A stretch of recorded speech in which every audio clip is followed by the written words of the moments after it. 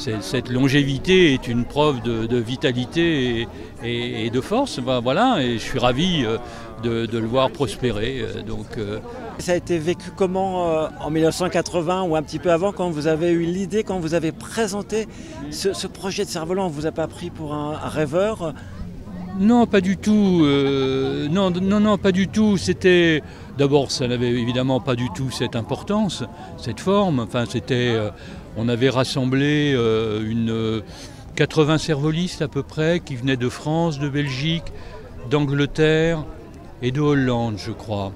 Donc 80 sur un week-end, le samedi et le dimanche.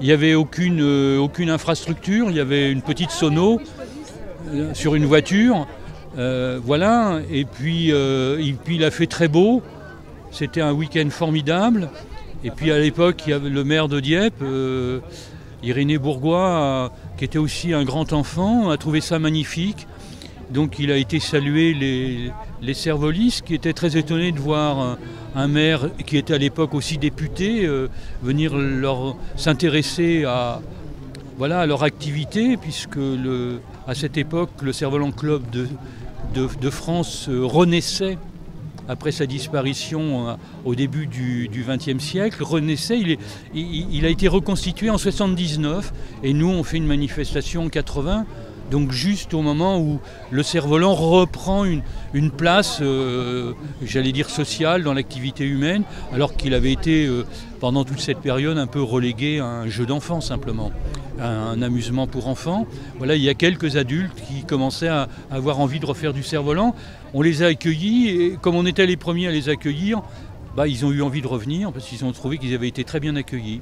L'une des raisons de cette rencontre et du succès qui est venu ensuite, c'est que je suis le premier non-cervoliste à m'intéresser au cerf-volant.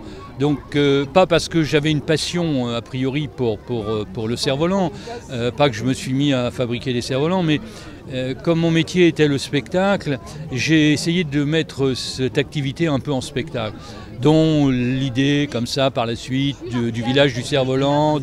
C'est-à-dire que je me suis intéressé à ce que le public qui arrivait ici avait envie de rester, avait envie de passer 1 heure, 2 heures, voilà. Et donc ça a amené effectivement à développer des formes, à rechercher des formes qui permettaient à ce que le public quand on voit envie de rester, passer 2 heures, etc. Et puis n'oublie pas aussi peut-être, et une des grandes forces, c'est qu'aujourd'hui c'est un des rares espaces de festival qui est entièrement gratuit. C'est-à-dire qu'on pénètre pour passer 1 heure, 2 heures, et il n'y a pas un centime à dépenser. Donc ça aussi, c'est un atout formidable de ce festival et de ce lieu, c'est de pouvoir d'y accéder gratuitement. Alors les pays de tradition de cerf-volant sont arrivés plus tard, hein. Les premières délégations venant de loin sont arrivées en 86. C'était des Chinois et des Thaïlandais. Voilà, et effectivement, après, là, il y a eu cette forme à la fois création et à la fois tradition. Et effectivement, le cerf-volant, moi j'aime à dire que le cerf-volant est une des rares activités humaines qui oblige tous les hommes à lever la tête ou à relever la tête. Donc voilà, c'est effectivement une activité qui donne aussi toute une dignité aux hommes.